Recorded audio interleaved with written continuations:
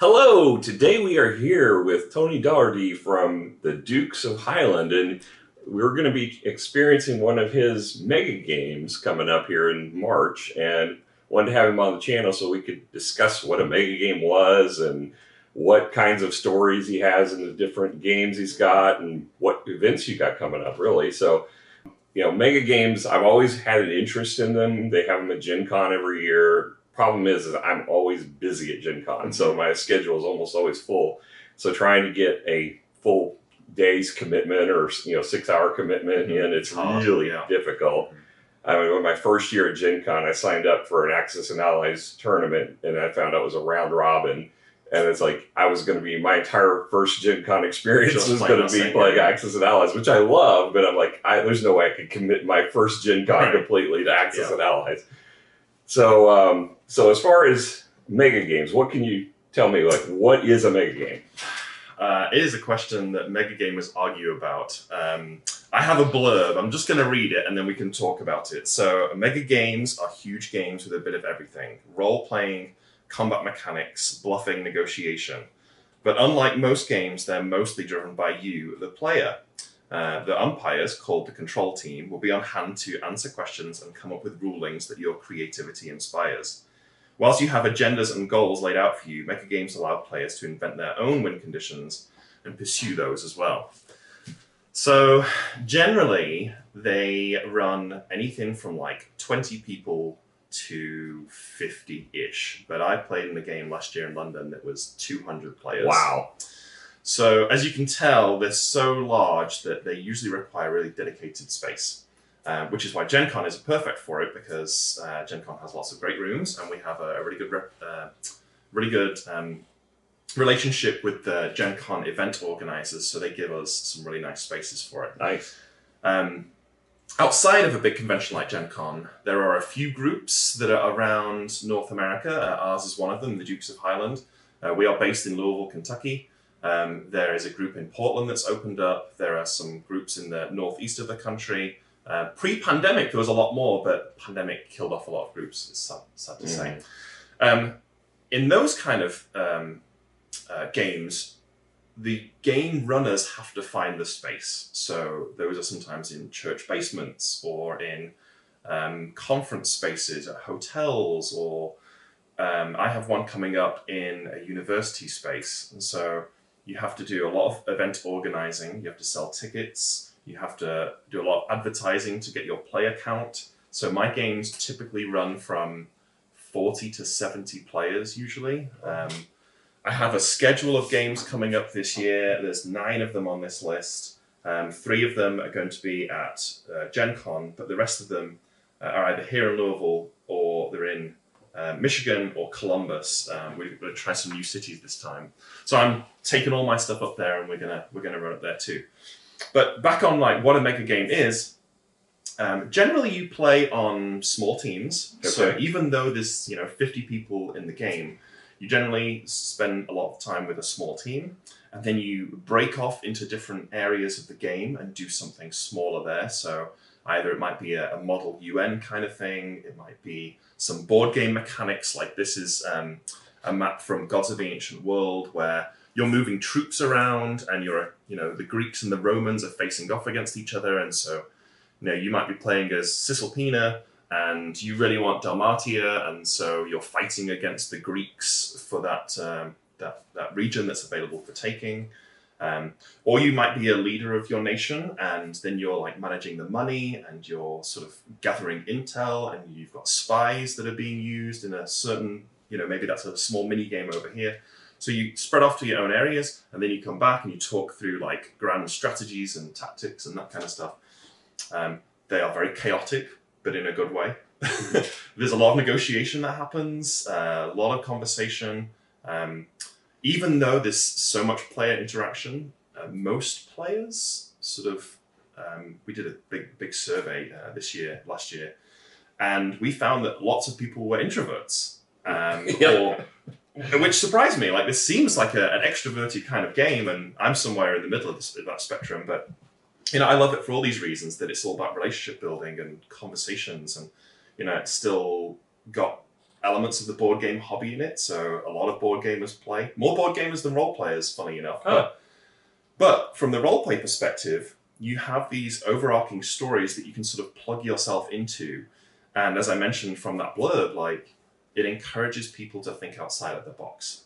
So for example, you know, you're in this big battle and you're fighting against each other using board game mechanics, but perhaps the rules don't explicitly say anything about champions or trebuchets or whatever it is. And you're like, so you go to one of the control team and you say, they have, you know, the opponents are in this area over here.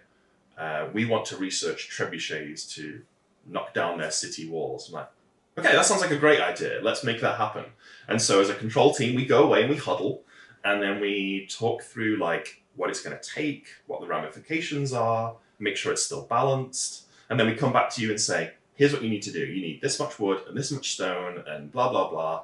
And you need to commit all this. And then we'll give you a trebuchet that does X, Y, Z. And then the next turn, you suddenly roll up with a trebuchet. And it might just be a piece of paper that says the word trebuchet on it that we stick on the map. But then you know, your opponents can be like, what the heck is that? Like, we want a trebuchet. It's like, well, they came to us and we worked through it together. So it's all about player creativity and, you know, jumping on stories when they happen. And those are the kind of stories that, after the day is done, you're still talking about weeks and weeks. Like, Yeah. Hey, do you remember when, you know, our opponents rolled up with trebuchets because we thought we were invincible? You know, those are really great stories. And usually, once the mega game is done, we go back to the pub afterwards and talk through all those stories. Like, that's as much fun as the game is talking through, like, because you only see a small amount of this game. Like, you're playing as, you know, maybe you're the commander and you're moving troops around the map. Well, you have no idea what's happening in the Senate. And you have no idea, like, how money's being handled because you're so focused on this one little area of the game that you miss sort of the bigger picture. And so once you hear those stories, you're like, oh, that's how I fit in. Oh, well, that's why a dragon appeared. Like, I had no idea why. Because you only know this much about the whole game because it's so massive. So when you go to these, do you get assigned a role or do you pick your role or... Yeah, it's a great question, and everybody does it slightly differently. The way you see most and the way that we do it is we send out a survey before the game that says, these are the roles available. This is sort of how much mechanics compared with role play it is, because some people like more one over the other. And so, you know, you've got 6 roles to pick from. This is my top choice, this is my second choice. And then as a game organizer, we go back and we try and match everybody the best we can, knowing that there's always room for changing things on the day. So it's not the end of the world if you get to the military map and it's not exactly what you thought it was going to be. That's okay. We can switch things around. You know, we're pretty flexible. That's why you have a control team. So this reminds me back at Gen Con, one of my early trips to Gen Con. I definitely went on the introverted side, as you mentioned, and my friends had told me that they used to have a dance that was kind of a themed dance where people would dress up in costume. And I went researching it, couldn't find anything. I knew that they did have a dance, but I didn't see any theming to it. And I found this LARP that was Scarlet Pimpernel, and it looked like it was period and the costuming. And I'm like, is this what you're talking about? And they all said, no, but that sounds like something that'd be fantastic. So we all signed up for it. And the day of, everybody bailed. Nobody showed up. I was the only person that showed up for my group. And I'm like, I write murder mysteries for Halloween. Oh, you do? Yeah. Sweet. We'll have to compare a story on that. Yeah. So I used to host them at Gen Con periodically. And but whenever I knew how it was for me when people would back out last minute. And I'm like, I don't want to do that to these people. So I went ahead and showed up.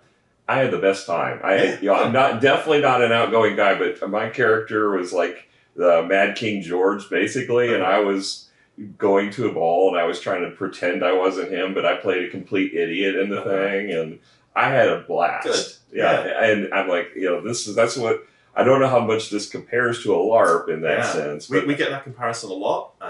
There are some distinct differences. I should have mentioned this the first time through, but.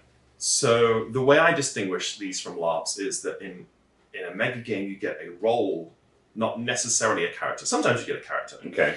And what I like about that is you can sort of build your game around the role rather than the character that you are given or you're told to play, which might be outside of your comfort zone. Like, you don't have to put on silly accents if you don't want to. You don't have to dress up if you don't want to. Some people do, but like, you know, if you're the captain of a spaceship, for example, that gives you freedom. Like, how do I want to play this game? These are kind of my objectives. If I tell you that your name is Captain Smith and, you know, you like candy but dislike whatever it is, then you're always thinking about those things and they kind of feel a little bit bolted on. Like, okay, now how do I play a guy that really likes candy? Like, it's just weird. Yeah. And so, you know, this is much more, to me, it feels a lot more newbie friendly in that you're already paired with a team. So you've got people you can rely on. We've got a nice big control team in most games that we play, so there's always people you can talk to there. You don't have that added pressure of what would my character do, because you're creating the character based on the role that you're given. Oh, okay. Yeah.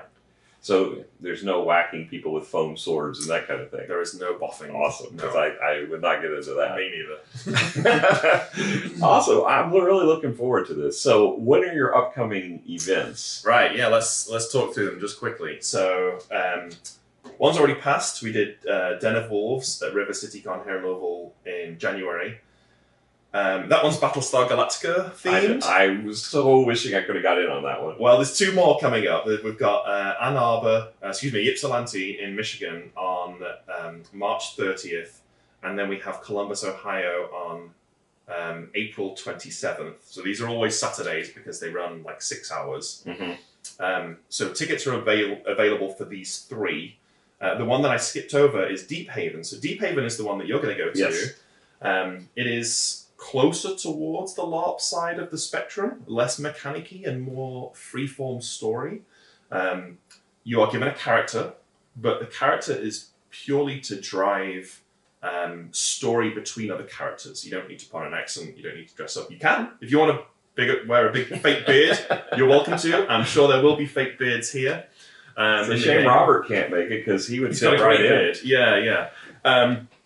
So this one is that your character, it gives you a name, but you don't have to use that name. It's purely to find people with the names that you're looking for. So it might say like, your character card might say, you have lost your pet lizard. And last time you saw it,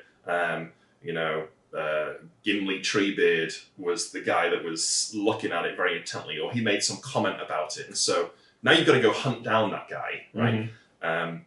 Or it might say, your brother is called blah, blah, blah, Axe Tree, and he's next in line for king, but you feel like you should be next in line for king. Do something about that kind of thing. So it's not giving you a character to role play necessarily. It's giving you a character for story hooks. Yeah. That's all it's there for.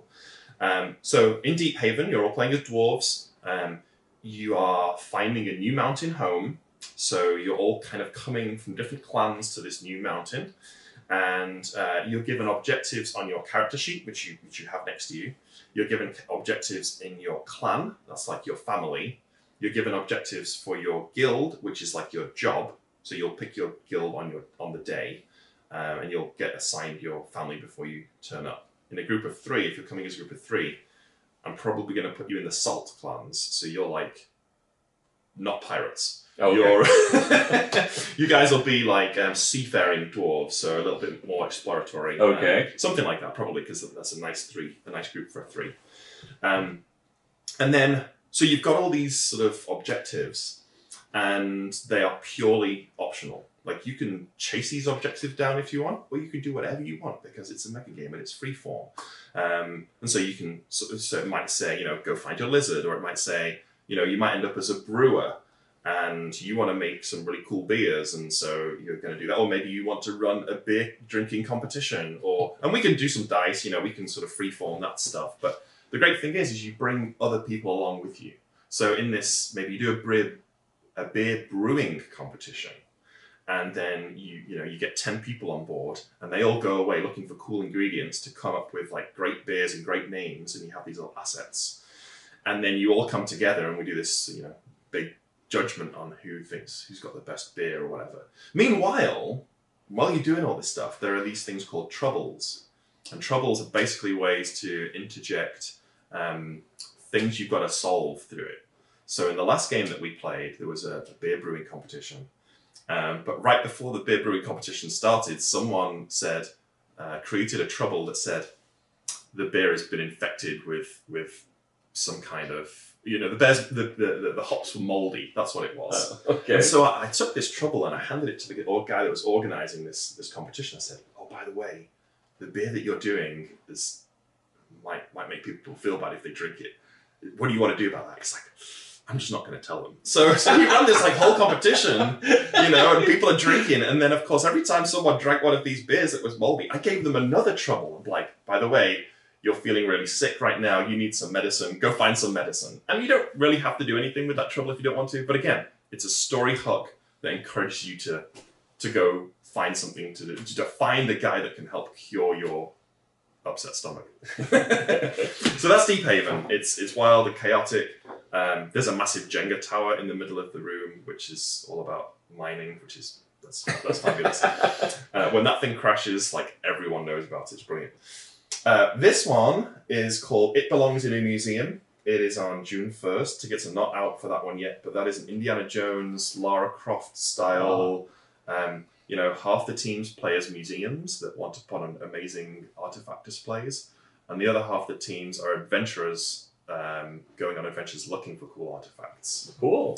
Everyone has a character in that one as well, but it's purely to help you decide how you feel about particular artifacts. So maybe, you're Japanese explorers and you want all the sort of Asian themed artifacts. So that's maybe where you would take your story. Or perhaps you're a museum that's on the, the Bavarian Museum, and, maybe you've got ulterior motives because this is the 1920s and, our popcorn Nazis may be lurking somewhere. So, you want the Ark of the Covenant and those kind of things. So that's what that was all about. That'll be really good. It Came From the Skies is my design based on the famous Watch the Skies megagame. This is kind of the one that brought the hobby to the forefront. And everyone plays, most people play as nation leaders from the top nations around the world. So US, China, Japan, UK, etc., etc. And you're all dealing with national and international issues. Maybe there's a famine somewhere, or maybe there's a civil war breakout, or a nuclear missile's gone missing, all those kind of things. So you're dealing with that kind of stuff. And all of a sudden aliens show up across the skies. And how do you deal with these aliens? You don't know what they're there for, or what they're doing. And you can't communicate with them because they're aliens and you don't speak their language and they don't speak your language. Or maybe they do, but you don't know that because you're just a human just sitting in his White House, thinking you've got everything under control. And all of a sudden aliens are showing up across DC and you're like, maybe we should shoot them down. Maybe we shouldn't. I don't know. And so the aliens for that one are the real drivers of the story. They get more and more involved in human stuff, and the humans get more and more involved in their story. And so there's this amazing crossover of stories where things usually go to hell pretty quickly. But very X-Filesy, very Independence Day. It's great. And then at Gen Con, we're going to run 3 games. We're going to run It Came From the Skies, It Belongs in a Museum, again, and we're going to run Gods of the Ancient World, which is this one that's out on the table. This is my design, and this is the gods. This is the Romans and the Greeks meeting in a fictionalized 300 BC, and you have a group playing as the gods that are somewhere in Mount Olympus that are screwing with both sides, playing them against each other. Oh, so very Jason and the Argonauts, very legends of Minotaurs and Harpies and that kind of stuff appear in this one. Yeah. Okay. So lots going on. Lots. So, yeah, if you want to check out the site, what's your website? We're at dukesofhighland.net, and that site is kept up to date pretty well. We're also Discord is a great place to find us. The whole Megagame community is on Discord. If you are maybe not in the US and maybe not anywhere close to us, if you go to megagameassembly.com, there's some guys, that's based in the UK, but they have a global schedule. So they ask all Mega Gamers, anyone that's running a game, to put it on their calendar. And so you can filter by continent and find out where games are happening near you. There's not a huge number outside of like the UK and the US, and there's a few popping up in Australia. But the only reason is because it's kind of niche right now, our hobby. We would love for it to expand and for that to hit more continents and more games. But yeah, that's megagameassembly.com is where you can find out the global calendar. We'll put the links down into the description below this video, so you can check it out. And if you want to see us, we'll be in there. Was it March 7th, I believe? March 9th. March Deephaven. 9th. Yeah. Deephaven. So there's still spots available, or is that? There is. We are about 3 weeks out right now. We have space for 70 people. Okay. We're about 40 right now. So good size. 40 is like a normal mega game. 70 is pretty big.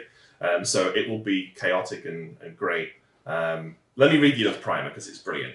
Come to Deephaven, a narrative mega game about overly ambitious dwarves building a new city fortress. Players will delve deep into the mountain to discover unique resources, forge legendary weapons, develop thriving trade and culture, and fight back against the many dangers they uncover. So it's, if you're a D&D player or any sort of fantasy fan in board gaming, this is a really great theme. Yeah, I know a lot of reviewers are. So there's still 30 openings. We'd love to see you there. And, you'll get to meet us, get to meet the Dukes, and it's going to be a blast. So yeah.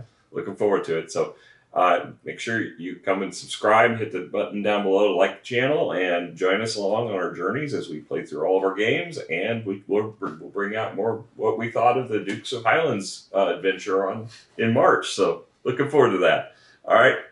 Thanks, everybody. Bye.